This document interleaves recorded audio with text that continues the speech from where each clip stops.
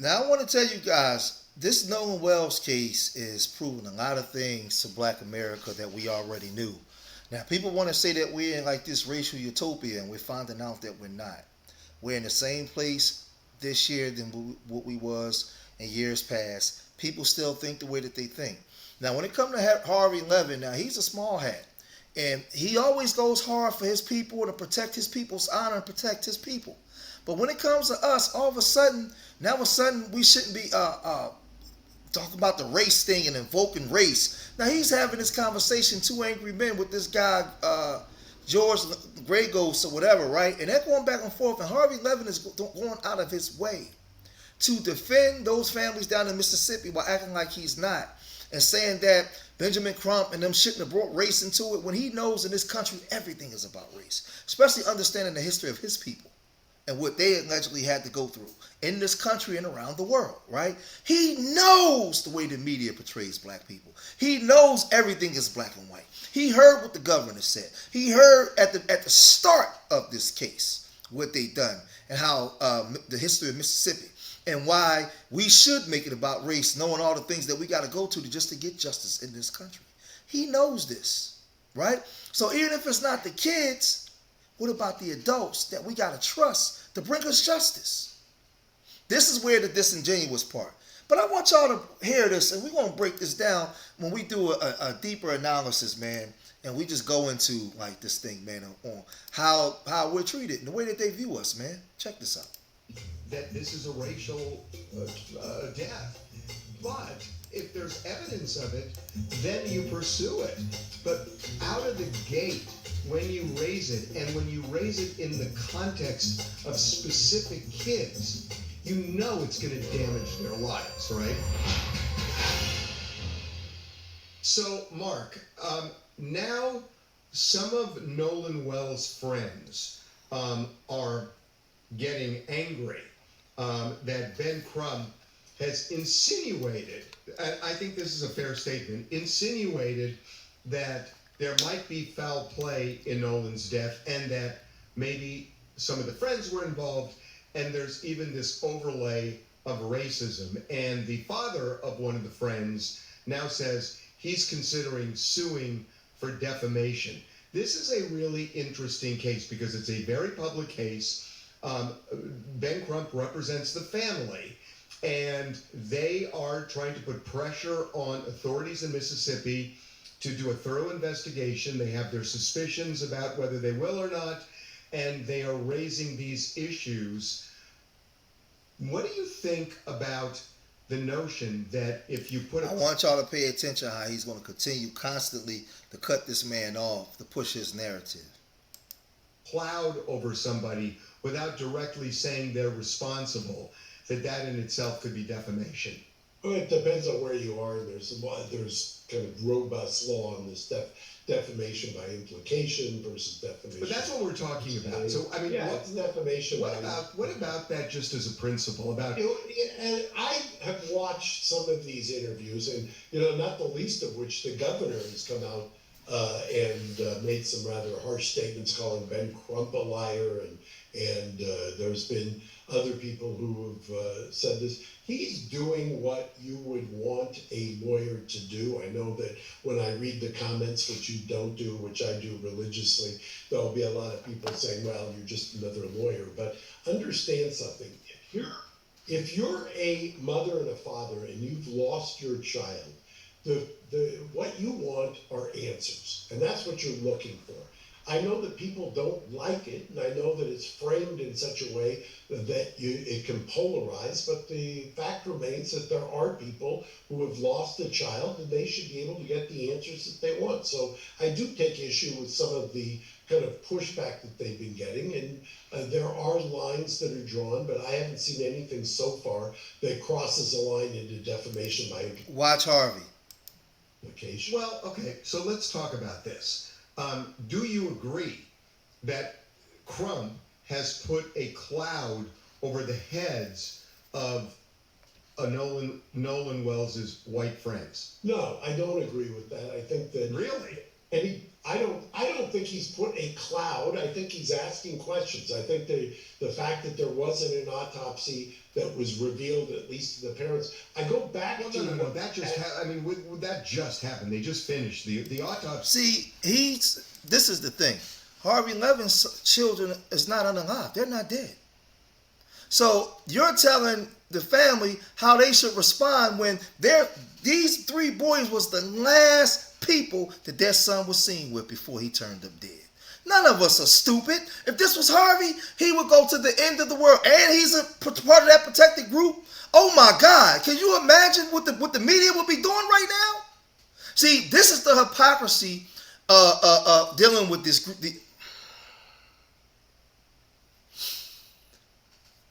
The family's son is dead, and they're pushing everything, every button. And in this country, we didn't create this race thing. Other groups of people did, not us. And we have been on the short end of justice for too long. So yes, we're going to make it about race, especially in a place like Mississippi, when you got the governor coming out and speaking, right, against already. Everybody's mad at Ben Crump because we want an alternative way of investigating this and not trusting you guys. All of a sudden, we're the problem? Yeah, okay. Is done, it's sealed, but that's not what Ben Crump was talking about. I'm talking early on, before any autopsy was completed. You know, when news conferences were held, when they were talking about, they were raising suspicions about his friends, and he brought race in. And look, I'm not saying race wasn't involved, but should there be a presumption going in that it is involved? No, you shouldn't have a presumption. You don't think that was the specter of that was raised very early on? I think the fact that as I often say, race permeates virtually everything. Johnny Cochran said that, you didn't. Yeah, well, they know that because your people says it. See, this is the hypocrisy. Race permeates everything in America, something that we didn't create. Everything in this country is black and white. He knows this, but he's running a narrative, man. He's showing you what his allegiance is to. Well, Johnny was a mentor, so I listened to him and watched him, and before Johnny, He can't stand the fact that he said Johnny Cochran was a mentor. You see his face when he said that. He can't stand it. There were others in LA who said the same thing. I mean, it is something that permeates our American system, and for hundreds of years. It is, but look, it's one thing to say, I don't think Nolan Wells and his family are going to get a fair shake, because that hasn't been the way investigations go in Mississippi, where you make a broad comment like that. But when you start lasering in on individuals before knowing whether they were involved. We no emotion, we pay attention. If he knows that the history of this country has been unjust towards black people, especially in Mississippi, and when you have 3 W's go out with a black boy and they come home and he don't, then how don't you laser in? What are you talking about? See how he's double talking out the both sides of his neck? If you take the emotion out and just listen to what he's doing, he can do that to anybody but not George. I hear what you're saying. You just in one breath talked about the history of the racial divide in this country, especially in Mississippi, and when we have something like this, all of a sudden we're supposed to just call it down the middle and not call it for what we believe it to be?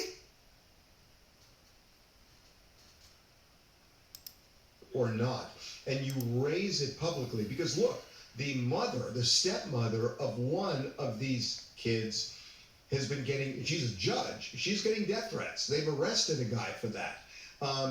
Frankly, everybody's getting death threats in this case, on both sides. So you said the judge, well, you said on both sides. No, say Nolan Wells' mother is also receiving those threats. He's not going to say that. You have to pay attention, y'all. Wordplay. Which, by the way, points out exactly what I'm saying. It's a polarizing issue.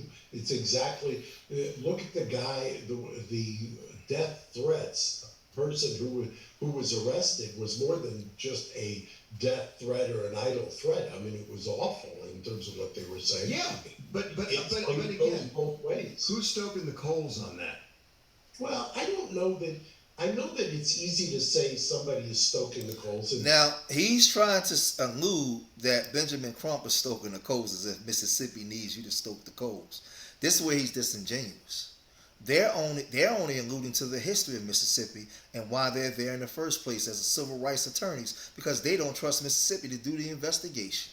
He knows this. But again, this is what Dr. John Henry Clark said, that we have no allies and no friends. Ben is polarizing, and I've known. And I like Ben.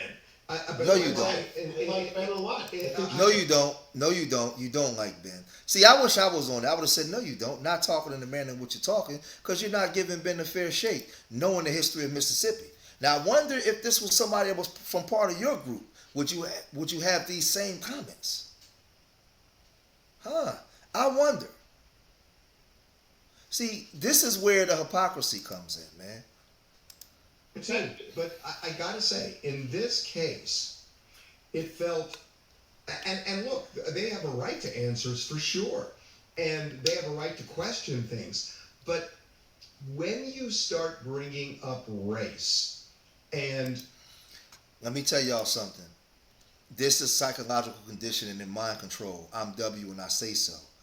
They're trying to tell you now that you shouldn't have to bring up race because we're not in that kind of society, where we're not the ones that created this. Other people did. So now they're going to tell you you can't bring up race when you believe it to be race. When you start bringing up race as a problem, who are you to tell us that we can't bring up race? Who are you to tell us that we don't see this through a racial lens? See what I'm saying? Pay attention. and then pointing at individuals. I mean, look, they brought up race, but this was the school he had gone to, the high school, was mostly white, and when we talked to his coach, and he said, look, he had great friends, and they were, and that means what? Nothing. White, and it wasn't a big deal to any of them that there was a black kid and white kids and whatever. They were just, at some point it became a big deal because he's no longer alive. They were pals. I saw interviews with some of them, and they said the same thing. I know, but look, I'm not saying that race was not involved here. It may have been, or it may have been. Yes, you are, because you're insinuating that they shouldn't have used it. You're telling them how they should be dealing with the situation in order to make you feel more comfortable. Because if you didn't feel that way, you wouldn't be saying what you were saying. Sometimes you just sit this one out because we have a family who's lost their son and they're trying to get answers. Just a tragic accident. But well, I don't know that I would go so far as to say I haven't seen anything so far that leads me to believe that there's race has driven anything other than. You would agree the issue's been raised. Yeah, I was going to say, other than the fact that the discussion is framed in terms of race, and it should be, and that's the problem. It's like listen, it may be that this is a rape, but who are you to make that assessment? You ain't black. You're not a black person.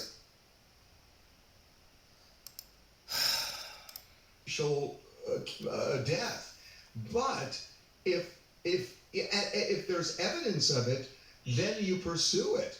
But out of the gate, when you raise it, and when you raise it in the context of specific kids, it's going to damage their lives, right? I'd love to see the interview and be able to point to the interview. How come they don't come and defend little young black boys like this?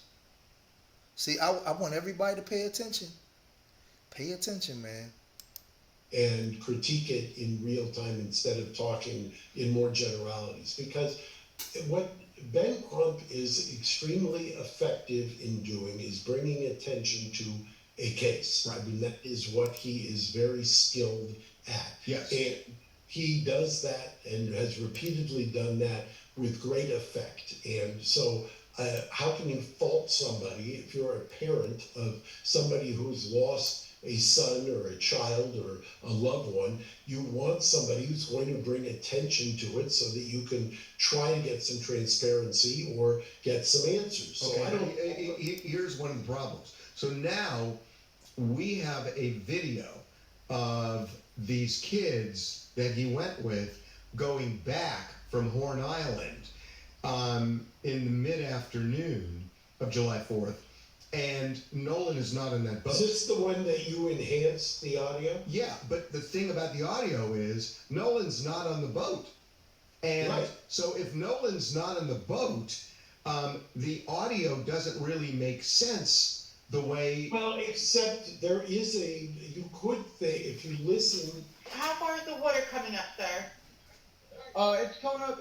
We're just thinking. I don't know. Like we're going down now. There was talk about the boat sinking, and you could. Well, no. We know that because we have the dispatcher and the guy on the boat talking to each other. So yes, the boat was taking on water, and you do hear people talking, and it's garbled.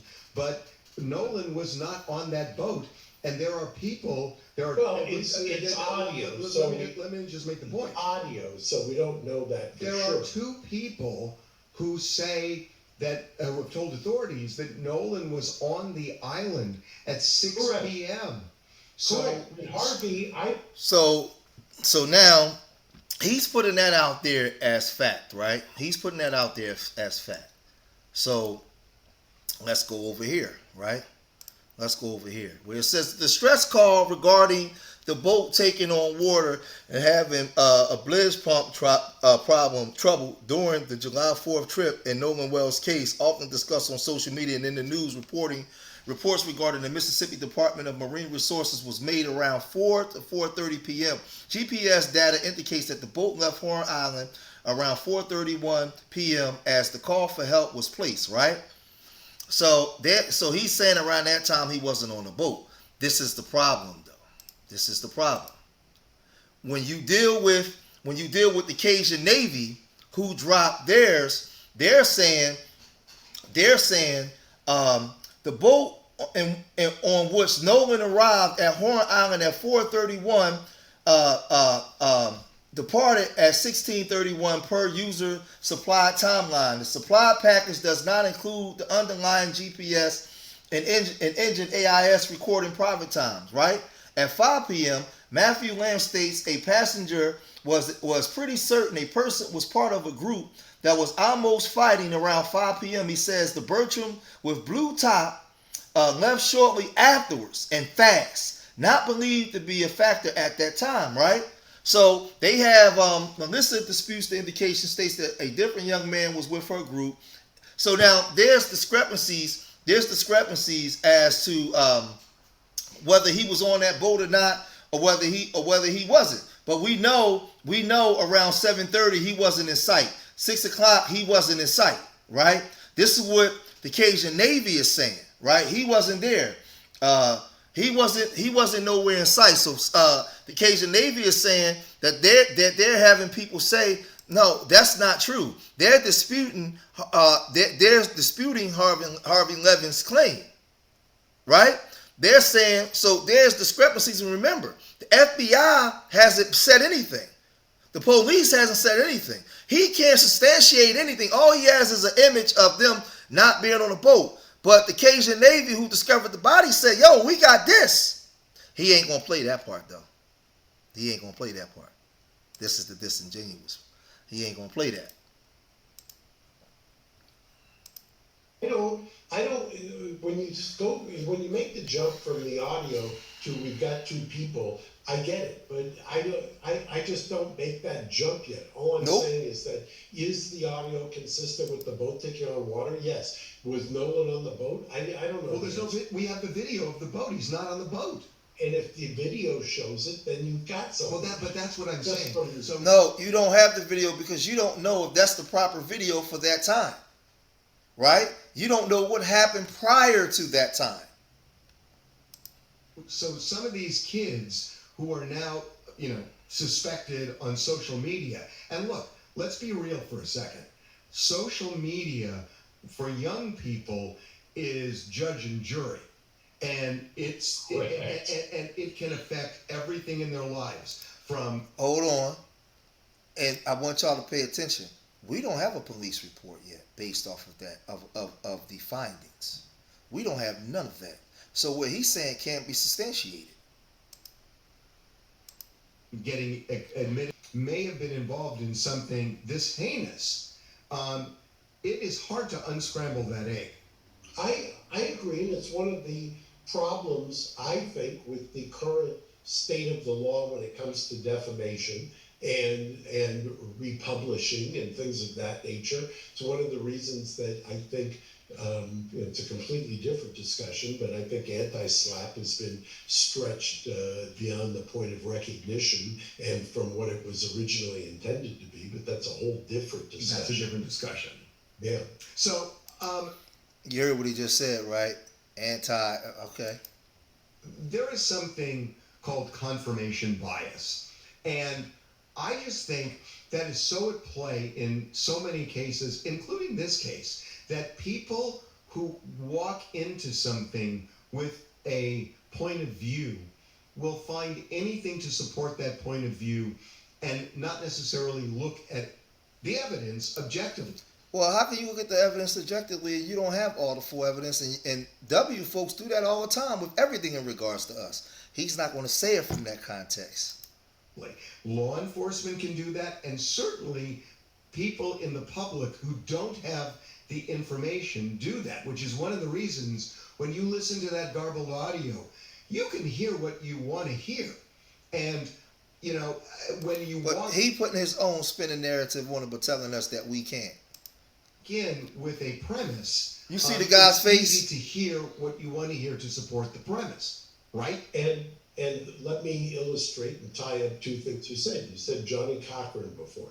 Johnny, after OJ, used to rent himself out to plaintiff's lawyers to sit at the counsel table so that jurors who plaintiff's lawyers did not want would raise their hand and say, I can't be fair because Johnny Cochran is sitting at that table. Thank you. And you would eliminate those jurors without having to exercise a peremptory challenge. So now, in this post-Johnny world, Ben Crump, to some degree, triggers people the same sort of way. You'll hear terms like race hustler. You'll hear terms like racist, or he plays the race card, or things like that. I'm glad he's breaking this down, because if you pay attention, what he's saying is very important and key.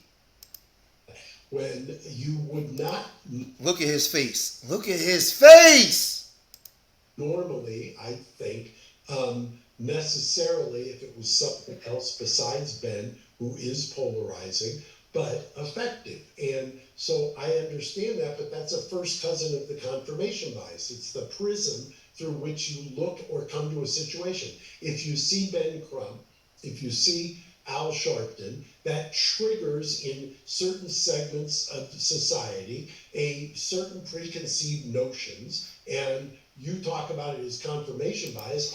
He just took and flipped that all the way around on him. So if you want to use confirmation bias and say that we got a preconceived notion, well, the minute Ben Crump and them show up, you guys get confirmation. Oh, here come the racer, because you already been conditioned to believe that these guys are coming here to go against your, as we should be, right? He flipped it around.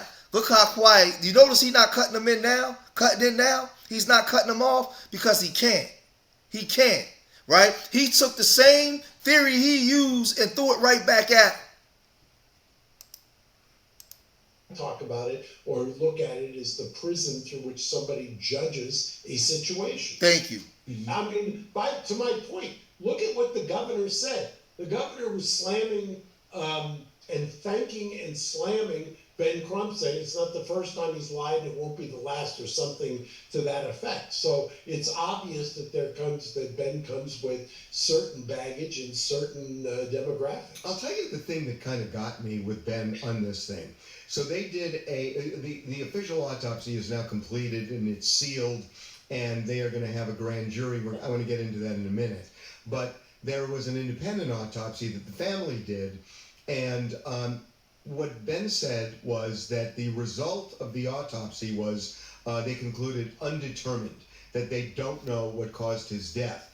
But then he went out and to say, but they have not ruled out foul play. He should say But that. yes, that's true. But that doesn't mean, it leads you. He mentioned this discoloration in the skull. Whoa. He's supposed to say that. What are you talking about? They haven't ruled out foul play. He don't want him to say that, though. See, Benjamin Crumb has to say what he want him to say because I'm W and I say so. I'm going to stop it right there where you guys can go check this out. Two Angry Men. I'm not going to play the whole thing, but I just wanted to just show you the narrative that these people are running with. And I'm glad that this man flipped it all the way around on when you deal with confirmation bias. We got to really pay attention to see what we up against when dealing with these people, man. This thing is crazy. But y'all, listen, y'all let me know what y'all think, man. If you made it this far in the video, hit that like button, subscribe to Street Media TV, leave your comments in the comment section. Remember, I love y'all. Till the next time, peace.